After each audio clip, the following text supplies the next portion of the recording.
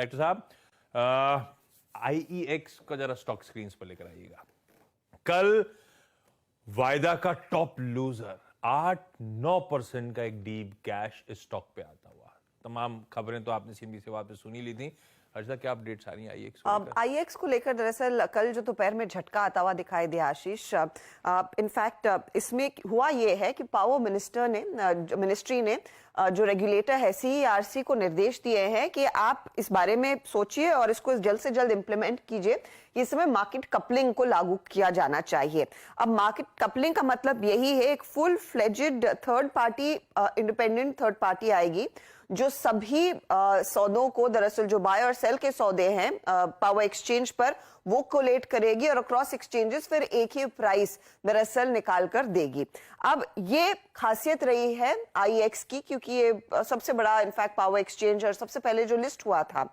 अब अगर ये हो जाता है, अगर मार्केट कपलिंग आ जाती है, याद रखिए कि आईएक्स करीब 100% मार्केट शेयर कमांड करता है डे अहेड मार्केट में और रियल टाइम मार्केट में, और उससे करीब करीब 75 से 80% रेवेन्यू कंपनी कमाती है। इफ इट ऑल वो मार्केट कपलिंग आती है, और अप्रैल इसी महीने साल दरअसल एक नई बॉडी भी फ्लोट की गई है जो ये काम करने वाली है। जब वो इवेंचुअली लागू होगा तो कंपनी के बिजनेस पर एक सीधा असर आता हुआ दिखाई देगा, ओवरऑल मार्केट शेयर इनका घटता हुआ दिखाई देगा, और उसी का झटका दरअसल कल भारतीय बाजार में लगा आईएक्स के स्टॉक पर। अब इस पर कुछ ब्रोकरेज रिपोर्ट्स ने और रिपोर्ट निकाली है। एंटीक की आज सुबह जो रिपोर्ट आई है, उन्होंने डाउनग्रेड किया है, सेल की रेटिंग दे दी है, 105 का इनका टारगेट है, और नुवामा भी कह रहा है कि रेटिंग इनकी रिड्यूस की है और इनका टारगेट 127 का आ रहा है। तो मार्केट कपलिंग का जो फॉर्मूला है या फिर जो प्रपोजल अब पावर मिनिस्ट्री की तरफ से आया है, वो भारी पड़ता हुआ दिखाई देगा ओवरऑल आईएक्स के बिजनेस मॉडल पर। तो बेसिकली प्रीमियम कमांड करता था मोनोपोली का। अभी डीकपलिंग के चलते वो मोनोपोलिस्टिक, हाँ, कपलिंग के चलते वो प्रीमियम जो कमांड करता था वो गड़बड़ाएगा।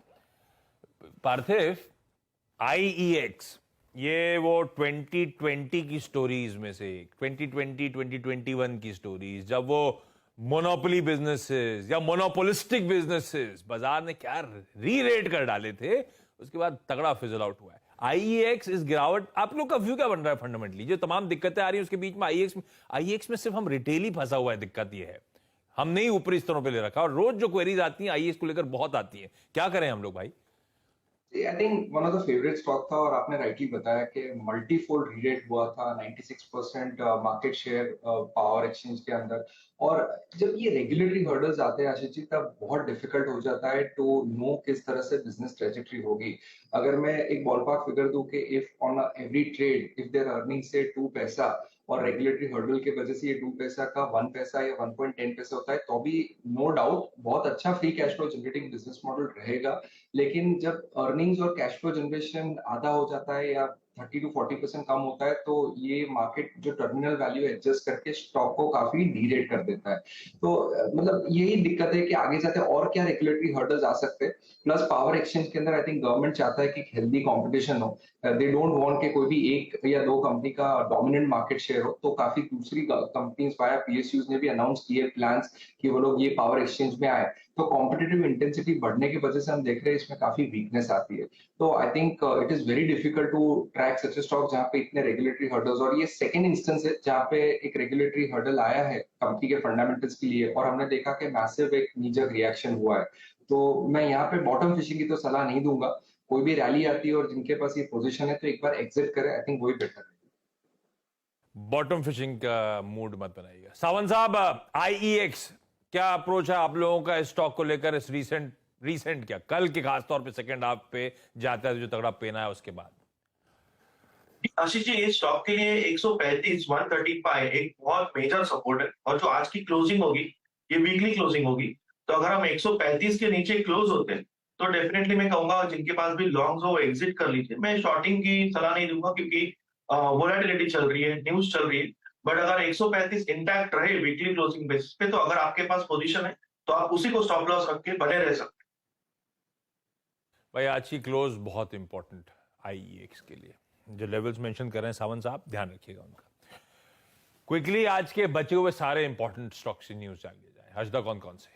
हिंदुस्तान एरोनॉटिक्स, जहां पर स्टॉक स्प्लिट पर कंपनी विचार करती हुई दिखाई देगी। 27 जून को कंपनी की बोर्ड बैठक है और स्टॉक स्प्लिट पर ये यहां पर कंसिडरेशन में आता हुआ दिखाई देगा। याद रहे कि ये स्टॉक एक आउट परफॉर्मर रहा है पिछले कुछ सालों से।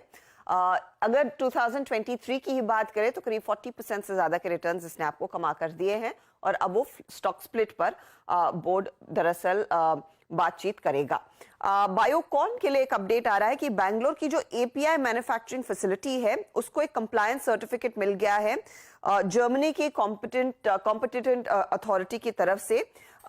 अब ये इंस्पेक्शन लार्जली फरवरी में हुआ था। अब देखना यह है कि जर्मन ड्रग रेगुलेटर के बाद यूरोपियन ड्रग रेगुलेटर और क्या यूएस एफडीए की तरफ से भी ये गो अहेड मिलता है, क्लियरेंस मिलता है। ये फिलहाल बायोकॉन के लिए एक पॉजिटिव कदम है। टाटा पावर रेडार पर रहेगा।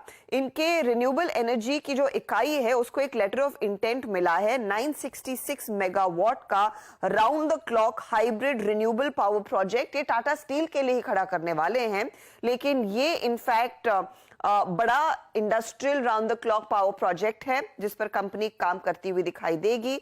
ये सोलर विंड हाइब्रिड कैपेसिटी वाला प्रोजेक्ट है जो कंपनी तैयार करेगी। एथर इंडस्ट्रीज, एक और अपडेट आता हुआ एथर के लिए। कंपनी ने दरअसल सऊदी अरामको के साथ एक टाई अप किया है सस्टेनेबल कन्वर्ज पॉलीऑयल टेक्नोलॉजी के कमर्शियलाइजेशन के लिए। अब कंपनी कहती है इस पर्टिकुलर टेक्नोलॉजी के कमर्शियलाइजेशन के बाद सिग्निफिकेंट रेवेन्यू इनफ्लो आता हुआ दिखाई देगा, तो स्टॉक पर आपकी नजरें होनी चाहिए। जाइडस लाइफ के लिए भी एक अपडेट आया है। यूएस एफडीए की तरफ से इनको अप्रूवल मिला है एसिड रिफ्लक्स और यहाँ पर अल्सर्स की ट्रीटमेंट के लिए दवा इस्तेमाल होती है और उसके लिए दरअसल इनको ये यूएस एफडीए नॉड मिलता हुआ। आईआरबी इंफ्रा और आईआरबी इनविट्स के अपडेट्स आए हैं मई के। इंफ्रा के लिए मई का जो रेवेन्यू है उसमें 20% तक का इजाफा बनता दिखाई दिया है ईयर ऑन ईयर। ये 411 करोड़ पर आया। इनविट्स के रेवेन्यू में अगर आप ध्यान दें करीब 9% तक की ग्रोथ देखने को मिल रही है। ये 87 करोड़ के आसपास आ रहा है आंकड़ा। इंडिया इन्फोलाइन फाइनेंस आज रेडार पर रहेगा। दरअसल आज ये एक एनसीडी के जरिए 1500 करोड़ रुपए रेज करते हुए दिखाई देंगे। आज खुल रहा है एनसीडी। बेस ऑफर 300 करोड़ का है। ग्रीन शू ऑप्शन यहां पर ओवर सब्सक्रिप्शन के लिए 1200 करोड़, तो बेसिकली 1500 करोड़ रुपए कंपनी रेस करती हुई दिखाई देगी। आज कोशिश करेंगे कंपनी के मैनेजमेंट से भी बात करने की। सीसीएल प्रोडक्ट्स, इन्होंने दरअसल स्वीडन की एक कॉफी रोस्टर ग्रुप है लॉफबर्ग्स, इसके करीब करीब 6 कॉफी ब्रांड्स अक्वायर कर लिए हैं और ये एक्विजिशन नियरली 5.5 करोड़ के आसपास होता हुआ दिखाई दिया है। याद रखिएगा लॉफबर्ग ग्रुप एक पुरानी ग्रुप है। 1906 में दरअसल इसने अपने कारोबार की शुरुआत की थी और ये सबसे बड़े कॉफी रोस्टर्स हैं नॉर्डिक रीजन में, यानी कि स्कैंडिनेवियन कंट्रीज में, तो वो इनफैक्ट प्ले होता हुआ दिखाई देगा सीसीएल के लिए। स्नोमैन लॉजिस्टिक्स के लिए भी एक अपडेट आता हुआ कि गेटवे डिस्ट्रिक्ट पार्क ने दरअसल 14 लाख शेयर खरीदे हैं 43 रुपीज 30 पैसे के भाव पर। ये in fact gateway district park March and तक 40% स्टेक होल्ड कर रहा था, तो उनकी तरफ से कुछ और खरीदारी आती हुई। रखिए इन तमाम स्टॉक्स को रडार पे। हिंदुस्तान एरोनॉटिक्स आज फोकस में रहेगा भाई। स्प्लिट आने की कोई जरूरत नहीं थी। ये लॉन्ग जेस्टेशन वाले बिजनेसेस लोग अपने पोर्टफोलियो में होल्ड कर रहे थे। स्प्लिट पता नहीं क्यों करने का मन बना रहे हैं, लेकिन ठीक है। इस मंथ के एंड में वो बोर्ड मीट जिसमें इस कंपनी का बोर्ड इस शेयर विभाजन पे विचार करेगा। ऑफलेट बहुत अच्छी तेजी इसलिए बन रही है क्योंकि हमारे पीएम मोदी की एक यूएस की विजिट होनी है इसी मंथ के सेकेंड हाफ में, जिसमें कहा जा रहा है कुछ बड़े डिफेंस करार होते हुए नजर आएंगे और उसी सुबुघाट में स्टॉक ने बहुत अच्छे मूव। जी के साथ जेट के इंजन डेवलप करना, याद होगा आपको खबर सिंधी सिवाज ने बताई भी हुई है, उससे पहले बहुत अच्छे मूव्स एंजॉय कर रहा है। गाबा सर, चार्ट्स पे एचएएल कैसा प्लेस्ड? एचएएल का जो टारगेट था मेरे ख्याल से 3500 था, वो अचीव हो चुका, अब भी अच्छा लगता है। फिर next technical target 3000, higher zone देखेंगे एचएएल में। इसमें जब भी कोई डिप्स मिलती है एचएएल में एक बाइंग अपॉर्चुनिटी है। क्या ये 4000 तक जा सकता है? बिल्कुल जा सकता है। रेजिस्टेंस तो है नहीं, इतना है कि टाइम वाइज करेक्शन कभी होता है या प्राइस वाइज करेक्शन होता है या दोनों होते हैं, वो खरीदारी का मौका रहेगा HAL. So it's a buy on dips. फिलहाल अगर किसी को आज लेना है 3480 का स्टॉप लगाइए। थोड़ा स्ट्रेच है लेकिन अप मूव ऑन है एचएएल। बता दें कि मनी कंट्रोल पर दिए गए विचार एक्सपर्ट्स के अपने निजी विचार होते हैं। वेबसाइट या मैनेजमेंट इसके लिए उत्तरदायी नहीं है। यूजर्स को मनी कंट्रोल की सलाह है कि कोई भी निवेश निर्णय लेने से पहले सर्टिफाइड एक्सपर्ट की सलाह लें।